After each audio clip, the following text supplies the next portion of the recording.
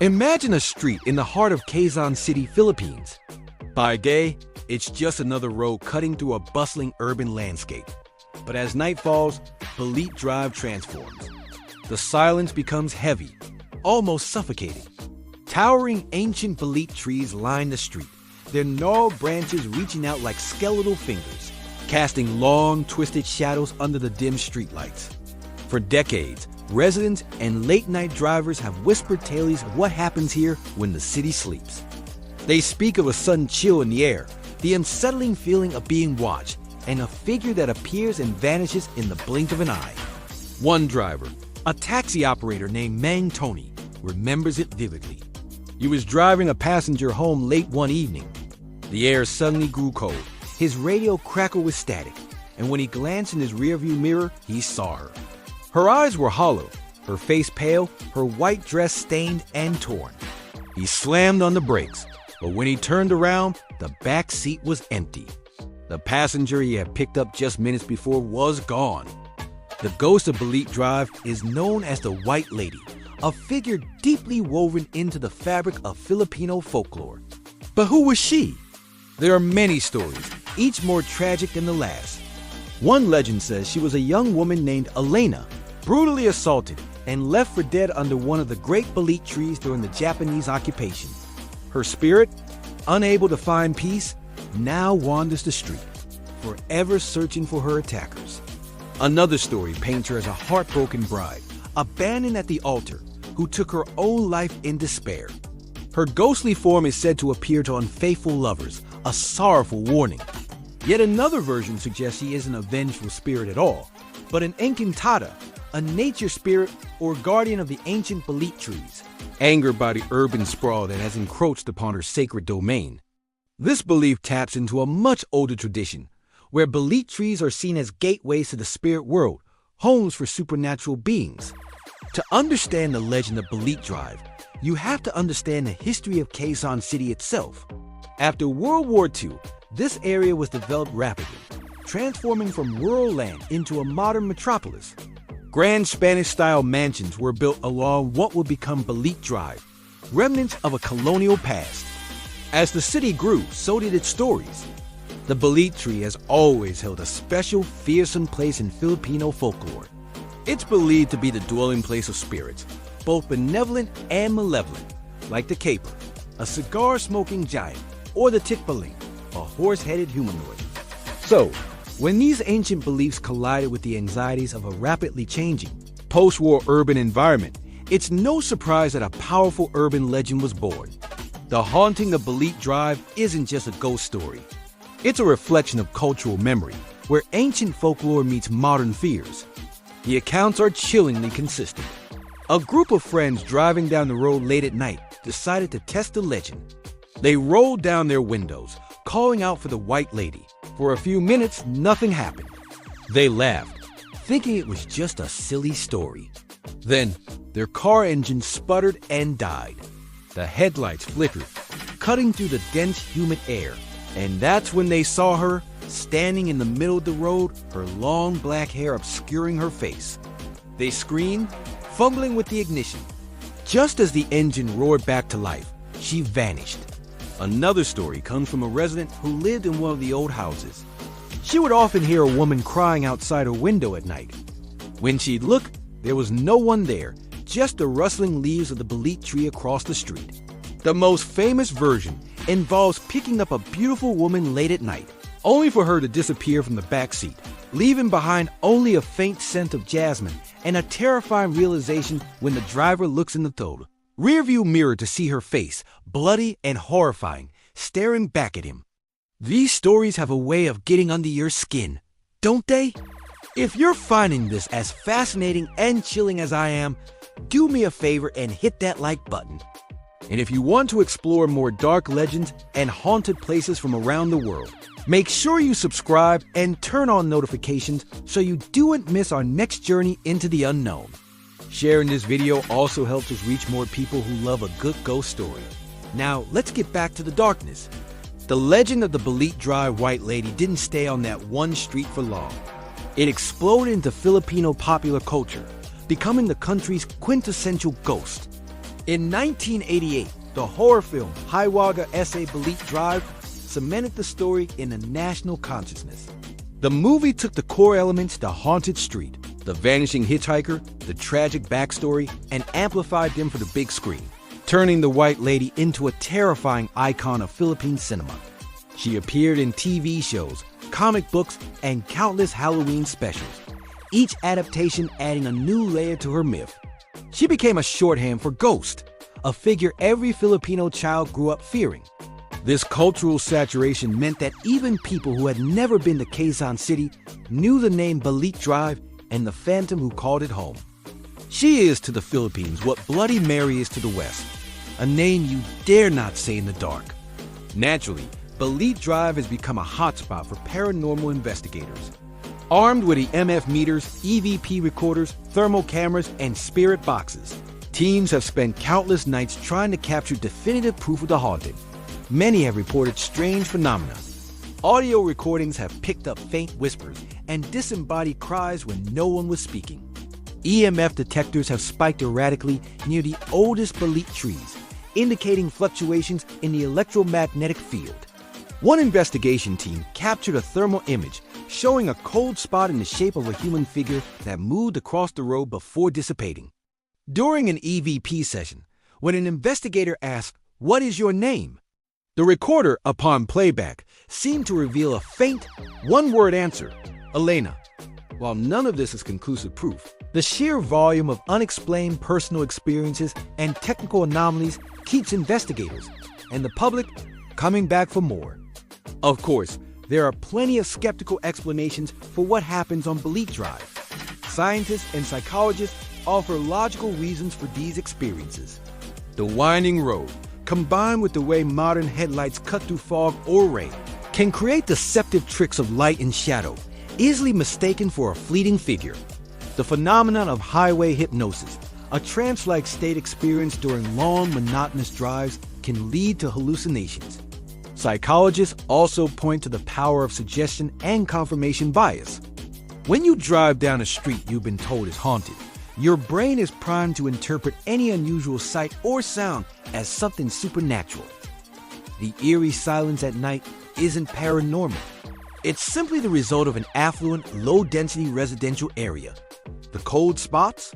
They could just be pockets of cool, moist air common in a tropical climate, especially under the dense canopy of large trees. Every element of the haunting has a potential rational explanation. So why does the legend of the White Lady of Balete Drive persist so strongly? Because it's more than just a ghost story. It's a cultural touchstone. The White Lady represents our collective anxieties, fear of the dark, fear of violence, fear of the unknown that lurks just beyond the edges of our modern, brightly lit world. The story evolves with us. In an era of ride-sharing apps, new versions of the tale emerge about phantom bookings and ghostly passengers appearing in GPS photos. Balete Drive has become a landmark of Manila's supernatural identity, a place where history, folklore, and modernity collide. The story survives because it speaks to a deep-seated human need to believe that there is more to this world than what we can see, and that some stories and some spirits are eternal. Whether she is a vengeful spirit, a guardian of nature, or simply a figment of our collective imagination, the White Lady remains. She waits on that dark, tree-lined street, a silent fixture of Manila's night. Her story is a reminder that even in the heart of a sprawling city, ancient fears and mysteries can still hold power.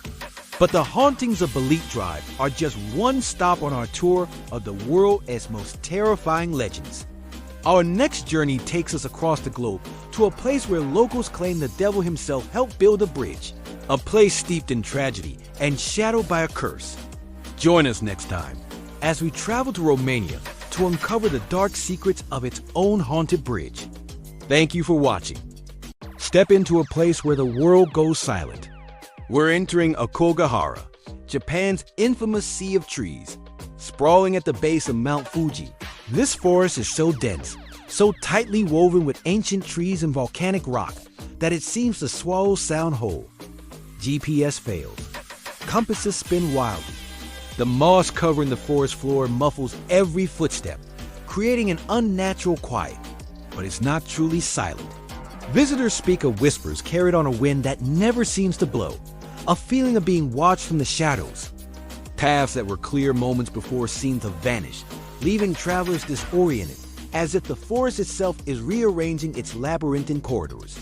People report sudden, inexplicable chills that have nothing to do with the temperature. A prickling sensation on the back of the neck that screams you are not alone. Imagine walking through a cathedral of tangled roots and twisted branches, where the only sound is the frantic beat of your own heart and the faint, almost inaudible murmur of voices that have no source. This is the unsettling reality of Aokigahara. These eerie sensations are deeply woven into Japanese folklore, specifically the concept of yurei. These are not just ghosts. They are restless spirits, souls tethered to the earthly realm by powerful emotions left unresolved in life. Often, they are born from tragedy, a sudden, violent end, a profound betrayal, or the deep sorrow of abandonment. One common tale speaks of a woman left to perish by her lover. Her spirit, consumed by bitterness and a desire for vengeance, lingers, her spectral form appearing with long, unkempt black hair and wearing the white burial kimono in reverse, a symbol of her unnatural state.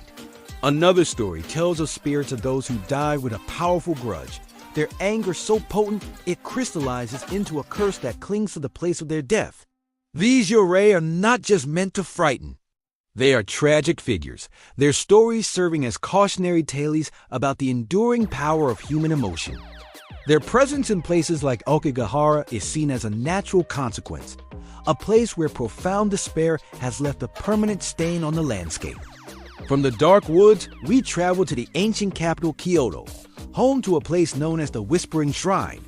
While its exact location is often shrouded in local legend, the stories surrounding it are chillingly consistent. Tucked away from the bustling tourist paths, this small, unassuming shrine is said to be a threshold, a liminal space between our world and the spirit realm. Its origins are tied to ancient Shinto beliefs about kami, or spirits, residing in natural objects, and the idea that certain locations possess a unique spiritual energy. Visitors who come to pray report hearing more than just their own thoughts. They describe phantom prayers echoing in the stillness, hushed conversations between voices they can't see, and the soft rustle of silk kimonos when no one is there. The legend says the shrine was built to appease spirits who have been wronged, and their voices are forever trapped within its sacred grounds, endlessly repeating their pleas and sorrows. It's a place where the air itself seems to hold a memory, and to listen closely is to hear the echoes of a forgotten time. The sheer volume of personal accounts from these locations is staggering. Let's start with a hiker in Aokigahara named Kenji. He spoke of following a well-marked trail when he noticed a brightly colored ribbon tied to a tree, a common but grim marker in the forest. He felt a strange compulsion to follow it, and the deeper he went, the quieter the forest became. He said it felt like walking into a vacuum. Suddenly, he heard what sounded like a child crying, just a few feet away. He called out, but the crying stopped. When he turned back, his original path was gone. He wandered for what felt like hours, a growing panic setting in, until he stumbled back onto a main trail, miles from where he started. Then there's the story of a tourist couple at the Whispering Shrine in Kyoto. They were the only ones there, yet they both heard the distinct sound of a wooden get-a-sandal clacking on the stone path behind them. They turned, expecting to see someone, but the path was empty. The sound continued, circling them twice before fading into nothing. Paranormal investigators have recorded countless stories just like these shadows flitting at the edge of vision, disembodied footsteps on the mossy ground of Aokigahara, and the persistent, undeniable sound of whispers where there should only be silence. These stories are just the tip of the iceberg. If you find these mysteries as compelling as I do, and you want to continue exploring the world's most haunted places with us, take a moment to hit that like button and subscribe to the channel. Every click helps us bring more of these incredible, chilling tales to light. Sharing this video with a friend who loves a good ghost story ensures that these legends continue to be told. Now, let's return to the shadows. The haunting allure of Aokigahara and Kyoto's spectral whispers hasn't gone unnoticed by popular culture. These legends have become archetypes in Japanese horror. Films like The Forest brought Aokigahara's chilling reputation to a global audience, portraying it as a place where personal demons manifest as literal ones. In anime, series often feature a courage test episode where characters venture into a similarly haunted forest, tapping into the deep-seated cultural fear Aokigahara represents. The Whispering Shrine has inspired countless literary works, often appearing as a key location in mystery novels where a detective must unravel a crime with supernatural undertones. These adaptations don't just retell the legends. They amplify them, turning the forest's silence into a suffocating presence and the shrine's whispers into crucial clues. By doing so, they've cemented these locations in the public imagination as definitive symbols of Japan's haunted identity, places where the veil between worlds is terrifyingly thin. This has naturally attracted modern paranormal investigators, armed with an arsenal of technology to try and capture definitive proof. Teams enter Aokigahara with high-sensitivity audio recorders, thermal cameras, and EMF meters. The results are often perplexing. They've captured countless EVPs, or electronic voice phenomena faint, whispered voices recorded in complete silence, uttering words in Japanese that are often pleas for help or warnings to leave. On thermal cameras, investigators have documented sudden, drastic temperature drops in isolated spots, sometimes as much as 20 degrees in a matter of seconds, with no logical explanation. Strange, cold spots seem to move through the forest, followed by spikes on EMF meters, suggesting an unseen electromagnetic energy source. They've taken photos that, upon review, show inexplicable misty figures or shadowy outlines that weren't visible to the naked eye. While this isn't conclusive proof, the consistency of the data across different investigations is what keeps them coming back, determined to document the unexplainable. Of course, there are skeptical explanations for everything. Scientists point out that the unique geography of Aokigahara, with its dense trees and porous volcanic rock, creates an acoustically dead environment. This profound silence can trigger a psychological response known as the Gansfeld effect, where the brain, deprived of external stimuli, begins to generate its own phantom whispers or a sense of being watched. The spinning compasses are easily explained by the rich iron deposits in the volcanic soil. At the Whispering Shrine, acoustical architects suggest that the specific arrangement of stone walls, wooden structures, and surrounding trees could create unusual echoes or carry sounds from far away, making them seem as if they're originating within the shrine itself. These natural and psychological factors, combined with the power of suggestion from knowing the legends, can create a powerful, albeit illusory, experience. For every eerie report, a skeptic will offer a rational counterpoint, grounding the supernatural in the scientific. So why do these legends persist so strongly in our modern scientific world? Aokigahara and the Whispering Shrine have become more than just haunted places. They are symbols of a deeper cultural dialogue in Japan about life, death, and the unresolved tensions between the traditional and the modern. These stories serve as a cultural memory, a way of processing collective anxieties and historical traumas.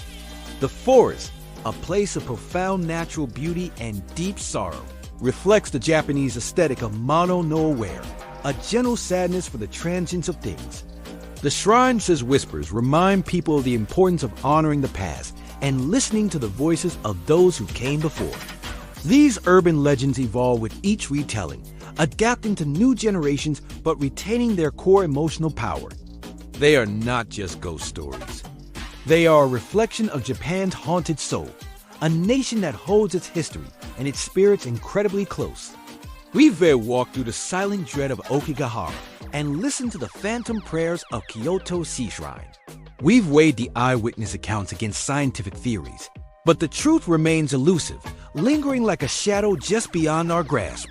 The question isn't just whether these places are haunted, but why they haunt us. Perhaps the whispers we hear are not from another world, but from a part of ourselves we dare not confront. The silence of the forest may simply be mirroring the silence within our own hearts. As we leave the shores of Japan, another legend calls to us from across the globe.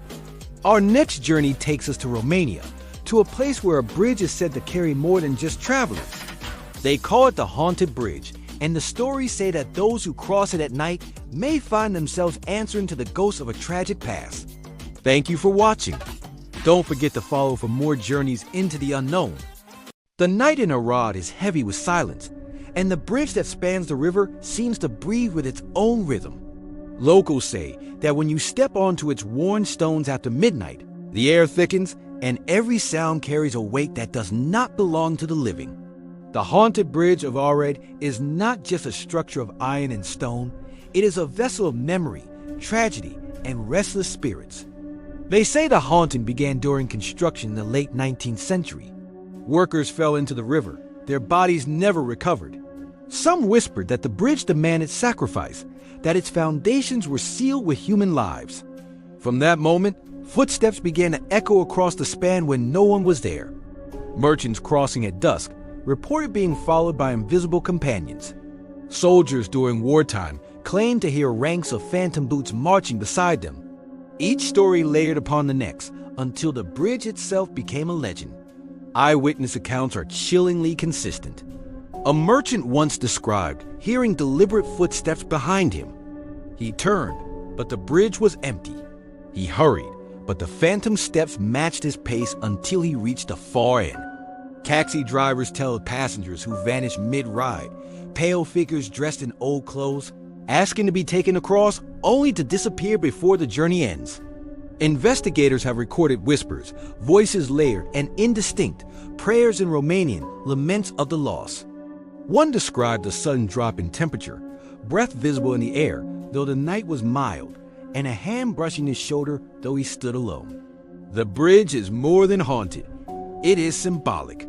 In Romanian folklore, bridges are thresholds between worlds.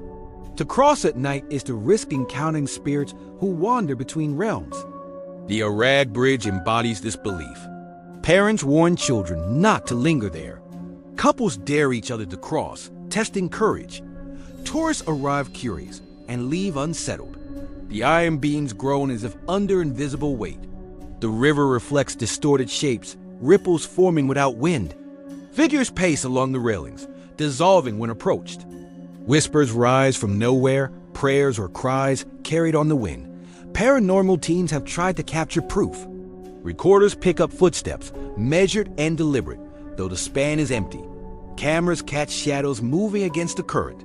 Skeptics argue acoustics and imagination, but even they admit the sheer volume of accounts is difficult to dismiss. Generations describe the same phenomena: footsteps, whispers, apparitions. The consistency across decades suggests something more than coincidence. The haunting has seeped into culture. Romanian literature and film reference the bridge as a cursed crossing. Folklore collections preserve tales of spirits bound to its stones. Investigators return year after year, drawn by its reputation. Skeptics study its acoustics, its structural sounds, its psychological effects. Yet the mystery persists. The bridge remains a liminal space, a threshold between worlds, where shadows linger and footsteps echo long after the living have passed. As the night deepens, the bridge seems alive. Iron creaks, shadows lengthen, and the phantom steps begin again. Whether spirit, echo, or imagination, the experience leaves an indelible mark. Those who cross speak of a presence that follows them long after they've left, a reminder that some places are more than stone and steel. They are vessels of tragedy and mystery, carrying the weight of countless untold stories. Midway through the narration, the voiceover pauses to remind viewers, like, subscribe and share if you want more journeys into the world's darkest mysteries. The haunting continues, but so does the exploration. The story expands into cultural analysis, into skeptical explanations, into modern investigations.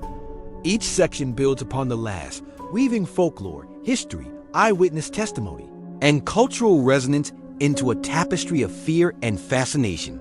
The bridge is not just haunted, it is a mirror of Romania's identity, a symbol of its folklore, a reminder of its tragedies.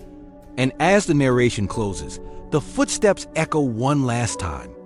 The outro invites viewers to reflect, unsettled, and to join the channel for more. The cycle concludes with Romania's haunted bridge, but the journey into mystery continues. Final outro. From the haunted bridge of Romania, our journey through cursed structures concludes. 3 legends, 3 places where shadows linger. Subscribe now to continue exploring the world's darkest mysteries.